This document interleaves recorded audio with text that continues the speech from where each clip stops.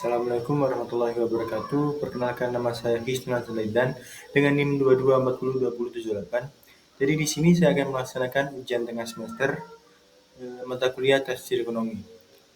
Jadi di sini saya akan menjelaskan materi 1 sampai materi ke-6. Jadi langsung saja lanjut ke materi yang pertama. Baik, yang pertama yaitu bayai salam. Pertama itu pengertian bayai salam. Secara bahasa, al-bai menjual berarti mempertukarkan sesuatu itu dengan sesuatu. Merupakan sebuah nama yang mencakup pengertian terhadap kebalikannya, yakni al-shiro, membeli. Demikian, al-bai sering diartikan dengan jual beli. Selanjutnya yaitu macam-macam al-bai. Jual beli dari segi sah dan tidak sahnya menjadi 3 bentuk, yaitu yang pertama, jual beli yang sahih, yaitu sesuatu jual beli dikatakan sebagai sahih apabila jual beli itu disyariatkan, memenuhi rukun dan syarat yang ditentukan, bukan milik orang lain dan tidak bergantung pada khiyar lagi. Kemudian yang kedua, jual beli yang batil. Jual beli dikatakan batil apabila salah satu atau seluruh rukunnya tidak terpenuhi, atau jual beli tersebut pada dasar dan sifatnya tidak disyariatkan, atau barang yang dijual adalah barang-barang yang diharamkan syarat. Kemudian selanjutnya itu syarat-syarat al-bai. Adapun syarat jual beli antara lain yaitu yang pertama, penjual dan pembeli adalah orang yang sudah balik dan berakal. Yang kedua, atas kehendak sendiri, bukan karena paksaan orang lain. Kemudian yang ketiga, penjual dan pembeli haruslah minimal 2 orang dan tidak sah jual beli sendirian. Keempat, barang yang dijual haruslah milik sempurna atau milik sendiri. Yang kelima, barang yang dijual harus jelas wujudnya dan dapat diserahkan. Yang keenam, barang yang dijual harus suci zatnya menurut cara. Kemudian yang ketujuh, barang yang diperjualbelikan harus diperoleh dengan cara yang halal. Kemudian selanjutnya itu rukun al-bai. Dalam jual beli harus memenuhi 5 rukun, yaitu yang pertama, penjual. Penjual boleh perorangan, lembaga atau badan usaha. Kedua, pembeli. Pihak pembeli juga boleh perorangan, lembaga atau badan usaha. Ketiga, benda yang diperjualbelikan. Benda yang diperjualbelikan harus memenuhi persyaratan sebagaimana telah dibahas sebelumnya. Yang keempat, alat penukaran. Alat penukaran dapat berupa uang atau benda lain yang sudah disepakati bersama bentuk atau harganya. 5. Ijab kabul. Ijab adalah perkataan penjual untuk menjual barangnya. Baik, dan yang terakhir yaitu jual beli yang dilarang. Jual beli terlarang karena tidak memenuhi syarat dan rukun. Yang pertama, jual beli barang yang zatnya haram, najis, atau tidak boleh diperjualbelikan. 2. Jual beli yang belum jelas. 3. Jual beli bersyarat. 4. Jual beli yang menimbulkan kemudorotan. 5. Jual beli yang dilarang karena dianiaya. 6. Jual beli muhaqalah. 7. Jual beli muhadharah. 8. Jual beli mulamasah. 9. Jual beli munabazah. Dan 10. Jual beli muzabanah. Baik, materi yang kedua yaitu produksi, distribusi, dan konsumsi. Jadi, apa itu produksi, distribusi, dan konsumsi? Perilaku merupakan usaha seseorang atau kelompok untuk melepaskan dirinya dari kefakiran. Menurut Yusuf Qaradawi 1995, secara eksternal perilaku produksi dimaksud untuk memenuhi kebutuhan setiap individu sehingga dapat membangun kemandirian umat. Sedangkan motif perilakunya adalah keutamaan mencari nafkah, menjaga semua sumber daya, flora, fauna, dan alam sekitar. Produksi dalam ekonomi Islam adalah setiap bentuk aktivitas yang dilakukan manusia untuk mewujudkan manfaat dan atau menambahkannya dengan cara mengeksplorasi sumber-sumber ekonomi yang disediakan Allah Subhanahu wa taala sehingga menjadi maslahat untuk memenuhi kebutuhan manusia. Kemudian distribusi adalah suatu proses penyampaian barang atau jasa dari produsen ke konsumen dan para pemakai. Saluran distribusi adalah suatu jalur perantara pemasaran dalam berbagai aspek barang atau jasa dari tangan produsen ke konsumen. Antara pihak produsen dan konsumen terdapat perantara pemasaran, yaitu wholesaler atau distributor atau agen yang melayani pembeli. Menurut Samuelson, konsumsi adalah kegiatan menghabiskan utility atau nilai guna barang dan jasa. Barang meliputi barang tahan lama dan barang tidak tahan lama.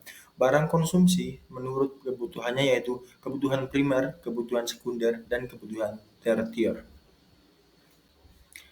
Selanjutnya yaitu prinsip-prinsip produksi, distribusi, dan konsumsi.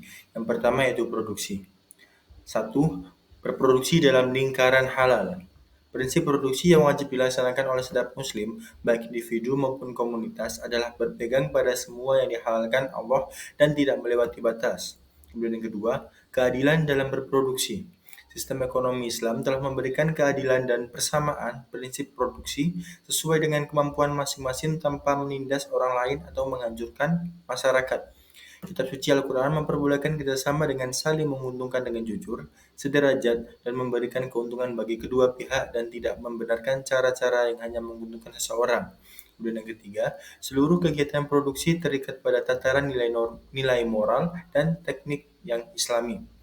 Sejak dari kegiatan pengorganisasi faktor produksi, proses produksi hingga pemasaran dan pelayanan kepada konsumen semuanya harus mengikuti moralitas Islam. Kemudian yang keempat, kegiatan produksi harus memperhatikan aspek sosial kemasyarakatan. Kegiatan produksi harus menjaga nilai-nilai keseimbangan dan harmoni dengan lingkungan sosial dan lingkungan hidup dalam masyarakat dalam skala yang lebih luas. Selain itu, masyarakat juga berhak menikmati hasil produksi secara memadai dan berkualitas. Kemudian yang kelima, permasalahan ekonomi muncul bukan saja karena kelangkaan tetapi lebih kompleks. Masalah ekonomi muncul bukan karena adanya kelangkaan sumber daya ekonomi untuk pemenuhan kebutuhan manusia saja, tetapi juga disebabkan oleh kemalasan dan pengabaian optimalisasi segala anugerah Allah, baik dalam bentuk sumber daya, alam, maupun manusia. Kemudian yang kedua yaitu distribusi. Larangan riba dan horor. Pelarangan riba dan horor adalah sesuatu yang penting dalam ekonomi Islam, karena prinsip dari ekonomi pada dasarnya saling menguntungkan, namun dalam hal riba dan horor, hanya satu pihak saja yang diuntungkan sementara pihak lain terzolimi. Kemudian yang kedua, keadilan dalam distribusi. Adil adalah suatu kondisi yang tidak memihak pada salah satu pihak atau golongan tertentu dalam ekonomi. Keadilan distribusi bisa juga diartikan sebagai suatu distribusi pendapatan dan kekayaan secara adil sesuai dengan norma-norma fairness yang diterima secara universal. Kemudian yang ketiga, konsep kepemilikan dalam ekonomi Islam. Islam mengakui adanya hak milik terhadap benda dan menganggap sebuah kepemilikan yang diperoleh dengan cara yang halal. Dan dengan kepemilikan tersebut, manusia memperjuangkan kesejahteraannya di muka bumi. Kemudian yang terakhir yaitu konsumsi. Terdapat 4 prinsip utama dalam sistem ekonomi Islam yang diisyaratkan dalam Al-Quran. Yang pertama yaitu hidup hemat dan tidak bermewah-mewahan, yang bermakna bahwa tindakan ekonomi diperuntukkan hanya sekedar pemenuhan kebutuhan hidup atau needs, bukan pemuasan keinginan atau wants. Kedua, implementasi zakat dan mekanismenya pada tataran negara. Selain zakat, terdapat pula instrumen sejenis yang bersifat sukarela atau volunteer, yaitu infak, sedekah, wakaf, dan hadiah. Kemudian yang ketiga yaitu penghapusan riba, menjadikan sistem bagi hasil atau profit loss sharing dengan instrumen mudorobah dan musyarakah sebagai pengganti sistem kredit atau kredit sistem termasuk bunga atau interest rate. Kemudian yang keempat, menjalankan usaha-usaha yang halal jauh dari maisir dan horor, meliputi bahan baku, proses produksi, manajemen, output produksi, hingga proses distribusi dan konsumsi harus dalam kerangka halal. Selanjutnya yaitu hikmah produksi, distribusi, dan konsumsi. Yang pertama yaitu hikmah produksi, yaitu menyediakan barang dan jasa yang memberikan maslahah maksimum bagi konsumen. Secara lebih spesifik, tujuan kegiatan produksi adalah meningkatkan kemaslahatan yang bisa diwujudkan dalam berbagai bentuk, diantaranya yaitu yang pertama, pemenuhan kebutuhan manusia pada tingkat moderat. Yang kedua, menemukan kebutuhan masyarakat dan pemenuhannya. Ketiga, menyiapkan penyediaan barang dan jasa di masa depan. Dan yang keempat, pemenuhan sarana bagi kegiatan sosial dan ibadah kepada Allah Subhanahu wa taala. Kemudian yang kedua yaitu hikmah distribusi, yaitu mengurangi ketidaksamaan pendapatan dan kekayaan dalam masyarakat. Apabila terjadi perbedaan ekonomi yang mencolok antara yang kaya dan miskin, akan mengakibatkan adanya sifat saling benci yang pada akhirnya melahirkan sikap permusuhan dan perpecahan dalam masyarakat. Islam mengakui adanya perbedaan jumlah harta antar individu dan masyarakat. Kemudian yang ketiga yaitu hikmah konsumsi. Sebagai sarana penolong untuk beribadah kepada Allah, sesungguhnya mengkonsumsi sesuatu dengan niat untuk meningkatkan stamina dalam ketaatan pengabdian kepada Allah Subhanahu wa taala akan menjadikan konsumsi itu bernilai ibadah yang dengannya manusia mendapatkan pahala. Konsumsi bagi seorang muslim hanya sekedar perantara untuk menambah kekuatan dalam mentaati Allah Subhanahu wa taala yang ini memiliki indikasi positif dalam kehidupannya. Baik, materi yang ketiga yaitu tentang riba. Jadi, apa sih itu riba? Jadi, secara etimologis, riba berasal dari bahasa Arab yaitu dari kata roba yorbu robban yang berarti azyadah atau tambahan, al-fadl atau kelebihan, an-nama atau tumbuh, an-numu atau berkembang, al-irfa atau meningkat, dan al-ulu atau membesar. Dengan kata lain, riba adalah menambah perkembangan, peningkatan, dan pembesaran atas pinjaman pokok yang diterima pemberi pinjaman dari peminjam sebagai imbalan karena menangguhkan atau berpisah dari sebagian modal selama periode waktu tertentu. Dalam Zuhaili disebutkan banyak ulama dari kalangan berbagai mazhab menyebutkan pengertian riba. Di antaranya, ulama Hambali menyatakan bahwa riba merupakan suatu tambahan pada barang yang tertentu, sedangkan ulama Hanafi menyatakan bahwa riba merupakan tambahan tersebut tanpa ada imbalannya dalam transaksi antar satu harta tertentu dengan harta lainnya. Penelitian tersebut kita dapat mengambil makna bahwa riba adalah segala imbalan yang dibebankan kepada orang lain atas transaksi tertentu tanpa adanya imbalan jasa dari transaksi tersebut. Baik, selanjutnya itu jenis-jenis riba. Jadi jenis-jenis riba ini dibedakan menjadi 5 yaitu yang pertama riba qard, yang kedua riba jahiliyah, ketiga riba fad, empat riba nasiah, dan kelima riba yad. Yang pertama yaitu riba qard. Riba qard adalah riba yang terjadi saat melakukan aktivitas pinjaman sesuai dengan arti kata qard itu sendiri.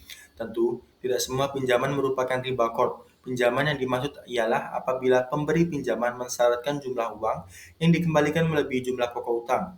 Riba qard adalah macam riba yang dilarang dalam Islam sesuai dengan hadis Rasul. Semua piutang yang menarik keuntungan termasuk riba. Hadis riwayat Al-Baihaqi. Contoh riba qard adalah transaksi yang umum dilakukan oleh lembaga pembiayaan atau pendanaan konvensional.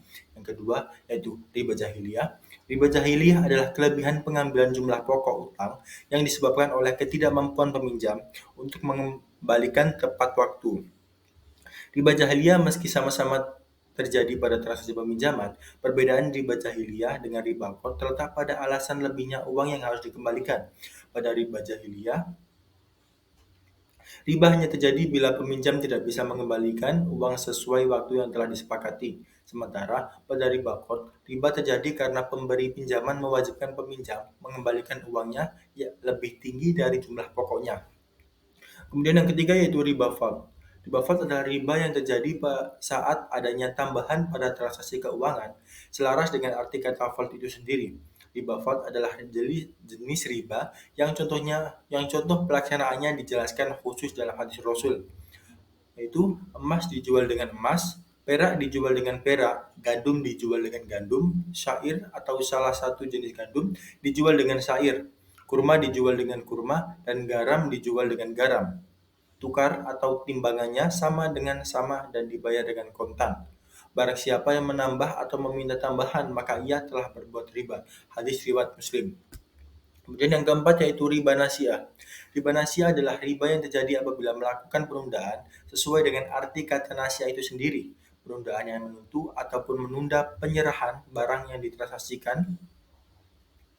Riba nasiah adalah riba yang umum terjadi pada aktivitas menukar dua barang sejenis atau tidak serta dalam kegiatan jual beli. Rasul pun menegaskan larangan melakukan riba nasiah melalui hadisnya dari Samurah bin Jundub radhiyallahu an, sesungguhnya Nabi telah melarang jual beli binatang yang pembayarannya diakhirkan. Hadis riwayat 5 ahli hadis. Contoh dari riba nasiah adalah transaksi jual beli atau tukar menukar hewan ternak. Kemudian yang kelima yaitu ribayat. Untuk riba jenis ini dijelaskan bahwa riba tersebut adalah hasil dari transaksi jual beli dan juga pertukaran barang yang nantinya akan menghasilkan barang riba atau non-ribawi. Akan tetapi, waktu penerimaan serah terima kedua barang akan mengalami penundaan. Contoh dari riba jenis ini di dalam kehidupan sehari-hari adalah penjualan motor akan dihargai dengan 12 juta rupiah bila dibayar dengan tunai. Sementara jika pembeli akan membayar motor tersebut dengan kredit, maka akan dihargai senilai 15 juta rupiah. Baik pembeli ataupun penjual tidak akan menetapkan beberapa jumlah yang harus dibayar sampai transaksi selesai. Selanjutnya yaitu cara menghindari riba. Riba merupakan perbuatan yang harus dan wajib kita hindari di dalam kehidupan sehari-hari, terlebih untuk umat Islam.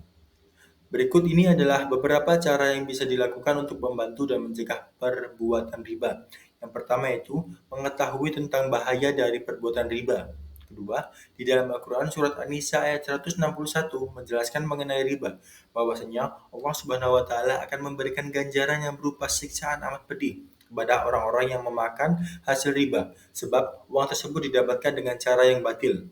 Tiga, memindahkan tabungan tabungan kamu ke bank syariah yang tidak menghasilkan riba. 4. Selalu bersyukur atas rezeki yang kita dapatkan. Yang kelima, memindahkan tabungan ataupun kredit ke bank syariah yang sudah mendapatkan fatwa dengan syariah nasional atau DSN bisa menjadi salah satu cara untuk menghindari riba. Sebab dengan adanya peraturan yang berdasar pada syariat Islam, maka akan sedikit kemungkinan terjadinya riba. Kemudian yang keenam, biasanya salah satu penyebab adanya riba yaitu karena kurang rasa syukur atas apa yang sudah kita miliki. Pada kenyataannya, jika kita menerapkan sifat syukur di dalam diri kita, maka akan menghindarkan kita dari keinginan hidup yang mewah dan konsumtif melalui hutang ataupun riba. Baik, materi yang keempat yaitu sewa menyewa atau ijarah. Jadi, al-ijarah berasal dari kata al-ajru yang berarti al-iwat atau upah, sewa, jasa, atau imbalan. Al-ijarah merupakan salah satu bentuk kegiatan muamalah dalam memenuhi keperluan hidup manusia seperti sewa menyewa, kontrak, menjual jasa, dan sebagainya. Secara terminologi, perlu dikemukakan beberapa pendapat para ulama antara lain. Yang pertama yaitu menurut Ali Al-Hafif, al-ijarah adalah transaksi terhadap sesuatu yang bermanfaat dengan imbalan. Yang kedua, menurut ulama Syafi'iyah, al-ijarah adalah transaksi terhadap sesuatu manfaatnya dimaksud tertentu, bersifat mubah dan boleh dimanfaatkan dengan imbalan tertentu. Yang ketiga yaitu menurut ulama Malikiyah dan Hanabilah, ijarah adalah pemilikan suatu manfaat yang diperbolehkan dalam waktu tertentu dengan imbalan. Berdasarkan beberapa definisi tersebut, maka ijarah tidak boleh dibatasi dengan syarat. Akad ijarah tidak boleh dipalingkan kecuali ada unsur manfaat, dan akad ijarah tidak boleh berlaku pada pepohonan untuk diambil buahnya. Selanjutnya yaitu model pembayaran akad sewa menyewa atau ijarah. Jadi terdapat dua model pembayaran ijarah yang lazim digunakan di industri keuangan syariah. Yang pertama yaitu contingent to performance, yaitu pembayaran tergantung pada kinerja objek sewa. Contohnya, Andi mengatakan akan memberikan uang sebesar 200.000 rupiah untuk seseorang yang dapat menemukan gawainya yang hilang tertinggal di kantin. Kemudian yang kedua yaitu not contingent to performance, yaitu pembayaran tidak tergantung pada kinerja objek sewa. Contohnya yaitu Afwan menyewa mobil selama 1 hari untuk perjalanan ke Puncak Bogor dengan sewa 500.000 rupiah per hari. Apabila ternyata Afwan tidak ke Puncak Bogor tetapi hanya ke Depok, maka Afwan harus tetap membayar sebesar 500.000 rupiah per hari. Dalam hal lain dinyatakan bahwa ujrah akan menjadi wajib dibayar oleh mustajir dan dapat dimiliki oleh mujir jika a. dipersyaratkan segera dibayar sebagaimana terdapat dalam kontrak. Kemudian B. menyegerakan pembayaran ujrah dengan tujuan untuk mempercepat berakhirnya akad. Kemudian C. membayar atas penggunaan objek sewa secara bertahap berdasarkan waktu penggunaan. Jika telah disepakati bahwa pembayaran sewa dikenakan setelah masa sewa berakhir, maka kontrak sewa tetap sah. Kepemilikan ujrah adalah mengikuti kepemilikan manfaat objek sewa, sedang kepemilikan manfaat objek sewa mengikuti perjalanan waktu. Menetapkan penyerahan objek sewa dapat mengikuti perkembangan masa atau waktu per waktu.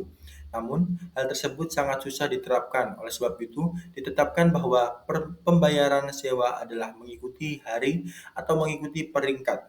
Metode tersebut didasarkan pada dalil istisna. Baik, materi selanjutnya yaitu rukun dan syarat sewa, menyewa atau ijarah. Yang pertama yaitu rukun ijarah. Agar transaksi sewa menyewa atau upah mengupah menjadi sah, harus terpenuhi rukun dan syaratnya. Adapun yang menjadi rukun ijarah menurut Hanafi adalah ijab dan qabul dengan lafaz ijarah atau istiraj. Rukun ijarah menurut jumhur ulama ada tiga, yaitu yang pertama akidain yang terdiri dari muajir dan mustarij, yang kedua maqud alaih yang terdiri dari ujroh dan manfaat, dan yang ketiga sikhot yang terdiri dari ijab dan qabul. Kemudian yang kedua yaitu syarat ijarah. Menurut Muhammad Ali Hasan, syarat ijarah adalah A. Syarat bagi kedua orang yang berakad adalah telah balik dan berakal, atau mazhab Syafi'i dan Hambali. Dengan demikian, apabila orang itu belum atau tidak berakal seperti anak kecil atau orang gila, menyewa hartanya atau dari mereka sebagai buruh atau tenaga dan ilmu boleh disewa, maka ijarahnya tidak sah. Berbeda dengan mazhab Hanafi dan Maliki bahwa orang yang melakukan akad tidak harus mencapai usia balik, tetapi anak yang telah mumayyiz pun boleh melakukan akad ijarah dengan ketentuan disetujui oleh walinya. Kemudian B, kedua belah pihak yang melakukan akad menyatakan kerelaannya untuk melakukan akad ijarah itu. Apabila salah seorang keduanya terpaksa melakukan akad, maka akadnya tidak sah.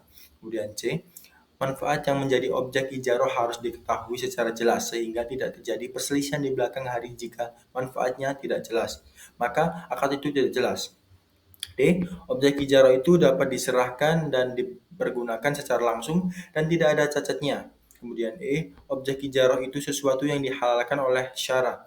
Oleh sebab itu, ulama fikih sependapat bahwa tidak boleh mengaji tukang sihir, tidak boleh menyewa orang yang membunuh atau pembunuh bayaran, tidak boleh menyewakan rumah untuk tempat berjudi atau tempat prostitusi atau pelacuran. Kemudian demikian juga tidak boleh menyewakan rumah kepada non-muslim untuk tempat mereka beribadah. Materi yang keempat yaitu hutang piutang. Jadi, hutang piutang merupakan perjanjian antara pihak yang satu dengan pihak yang lainnya, dan objek yang diperjanjikan pada umumnya adalah uang. Kedudukan pihak yang satu sebagai pihak yang memberikan pinjaman, sedangkan pihak yang lain menerima pinjaman uang. Uang yang dipinjam akan dikembalikan dalam jangka waktu tertentu sesuai dengan yang diperjanjikan. Uang piutang diistilahkan dengan menggunakan kata al-adain. Kata adain sendiri secara etimologis berasal qard yang berarti mengutangi atau memberi pinjaman. Kata lain yang memiliki arti utang adalah al-qardu. Utang dalam bahasa Arab yakni al-qardu, uang atau al-qardu menurut bahasa ialah potongan, sedangkan menurut syar'i ialah menyerahkan uang kepada orang yang bisa memanfaatkannya. Kemudian ia meminta pengembaliannya sebesar uang tersebut. Dalam literatur fikih, qard dikategorikan dalam akad tatawu atau akad saling bantu-membantu dan bukan transaksi komersial. Selanjutnya itu rukun dan syarat hutang piutang. Menurut jumhur ulama, rukun dari qard terdiri dari tiga, yaitu dua orang yang berakad, atau mukrid atau yang memberi utang, muktarid atau yang diberi utang, qard atau barang yang dipinjamkan, dan zihod, ijab, dan qabul. Qard juga memiliki syarat yang diantaranya yang pertama, dua pihak yang berakad yakni orang yang berutang atau muktarid dan orang yang memberi pinjaman atau mukrid. Kemudian yang kedua, harta yang dituangkan, dan yang ketiga itu zihod, ijab, dan qabul. Selanjutnya yaitu pelunasan utang piutang. Berdasarkan apa yang telah dipaparkan di atasnya ini, utang piutang merupakan sesuatu yang dipinjamkan kepada seseorang dan seseorang tersebut wajib untuk mengembalikannya dalam jumlah yang sama dengan yang dipinjam, sehingga setiap utang wajib untuk dilunasi. Sebuah pelunasan utang piutang biasanya di awal telah disebutkan dalam suatu perjanjian atau akad. Kemudian menurut Abdul Razak Al-Sanhuri dalam Nadhuriyatul akad adalah kesepakatan dua belah pihak atau lebih yang menimbulkan konsekuensi hak dan kewajiban yang mengikat pihak-pihak terkait dalam kesepakatan tersebut. Akad yang sudah terjadi dan disepakati harus dipenuhi dan tidak boleh diingkari. Baik, dan materi yang keenam yaitu mudorobah. Jadi, mudorobah adalah akad musammah, yaitu akad yang telah disebutkan secara sendiri namanya. Mudorobah adalah akad kerjasama dalam perniagaan yang telah ada sebelum Nabi Muhammad SAW diangkat menjadi Rasulullah. Mudorobah disebut juga al-qirot. Secara istilah, dua kata itu mengandung arti yang sama. Kirot telah ada sejak zaman jahiliyah dan penghidupan sebagai masyarakatnya dihasilkan dari praktik kirot. Di antara mereka itu ada orang tua yang sudah tidak mampu berpergian, perempuan, anak kecil, anak yang orang yang mempunyai kesibukan dan orang sakit yang memberikan hartanya dengan akad mudharabah kepada orang yang mau meniagakannya dengan keuntungan yang disepakati bersama. Kemudian Rasulullah SAW menetapkan praktik ini dalam ajaran Islam dan kaum muslimin pada saat itu melakukannya dengan penuh keyakinan. Secara etimologi, kata mudharabah berasal dari kata dharb. Dalam bahasa Arab, kata ini termasuk di antara kata yang mempunyai banyak arti. Di antaranya, memukul, doroba Ahmad al-kalbah, mengalir, doroba damuhu, berenang, doroba fi alma, berjalan, doroba fi al-ard, dan lain sebagainya. Perubahan-perubahan yang terjadi dalam kata tersebut bergantung pada kata yang mengikutinya dan konteks yang membentuknya. Namun di balik keluasan kata ini dapat ditarik benang merah yang dapat mempresentasikan keragaman makna yang ditimbulkan, yaitu bergeraknya sesuatu kepada sesuatu yang lain. Selanjutnya yaitu rukun dan syarat mudharabah. Rukun adalah sesuatu yang menjadi tegaknya sesuatu yang lain. Karenanya, ulama menegaskan bahwa rukun adalah bagian dari yang harus ada. Jika rukun akad tidak ada, akadnya tidak terbentuk. Menjadikan hal irob atau keuntungan sebagai rukun akad mudharabah, melahirkan risiko batalnya akad jika usaha yang dialami mudharib tidak mendapatkan keuntungan atau bahkan rugi. Kemudian, syarat-syarat mengenai akad mudharib dijelaskan secara lebih terci, antara lain yaitu pihak-pihak yang melakukan akad mudharabah disyaratkan harus memiliki kemampuan untuk dibenahi hukum atau ahliya al-wajub wa al-ada untuk melakukan kesepakatan. Dalam hal ini memiliki modal atau sahibul mal akan memberikan kuasa dan pengolah modal mudharib. Menerima kuasa tersebut, maka di dalam akad mudharabah terkandung akad wakalah atau kuasa, yaitu mudharib melakukan usaha atas dasar kuasa dari sahih al-mal. Mudharabah boleh dilakukan antara muslim dan non-muslim atau zimmi dan musta'min. Di negara muslim, dalam bisnis, syarat yang utama bagi mudharib harus memiliki kemampuan, keahlian, dan keterampilan usaha sehingga mampu mengembalikan modal usaha. Kemudian B, modal Rasul Mal. Rasul Mal dalam akad mudharabah harus memenuhi ketentuan sebagai berikut. Yang pertama yaitu modal harus berupa alat tukar atau uang. Kemudian dua, modal harus diketahui sehingga mudah untuk diukur. Yang ketiga, modal harus dalam bentuk tunai. Dan yang keempat, modal harus dapat dipindahkan atau dicerahkan dari pihak modal sahibul mal kepada pengelola modal atau mudharib. Baik, dan yang terakhir yaitu perkara yang membatalkan mudharabah. Yang pertama yaitu pembatalan atau larangan berusaha dan pemecatan. Mudharabah menjadi batal dengan adanya pembatalan mudharabah, larangan untuk mengusahakan tasarruf dan pemecahan. Semua ini jika memenuhi syarat pembatalan dan larangan, yakni orang yang melakukan akad mengetahui pembatalan dan pemecatan tersebut, serta modal telah diserahkan ketika pembatalan atau larangan. Yang kedua yaitu salah seorang akid meninggal dunia. Jumhur ulama berpendapat bahwa mudharabah batal jika salah seorang akad meninggal dunia, baik pemilik modal maupun pengusaha. Sedangkan ulama Malikiyah berpendapat bahwa mudharabah tidak batal dengan meninggalnya salah seorang yang melakukan akad, tapi dapat diserahkan kepada ahli warisnya jika dapat dipercaya. Kemudian yang ketiga yaitu salah seorang akid gila, bahwa gila membatalkan mudharabah sebab gila atau sejenisnya membatalkan keahlian dalam mudharabah. Keempat, pemilik modal rusak. Apabila pemilik modal murtad atau keluar dari Islam, atau terbunuh dalam keadaan murtad, atau tergabung dengan musuh serta karena diputuskan oleh hakim atas pemberontakan, hal itu membatalkan mudharabah sebab bergantung dengan musuh sama saja dengan mati. Kemudian yang kelima yaitu modal rusak di tangan pengusaha. Jika harta rusak sebelum dibelanjakan, mudorobah menjadi batal.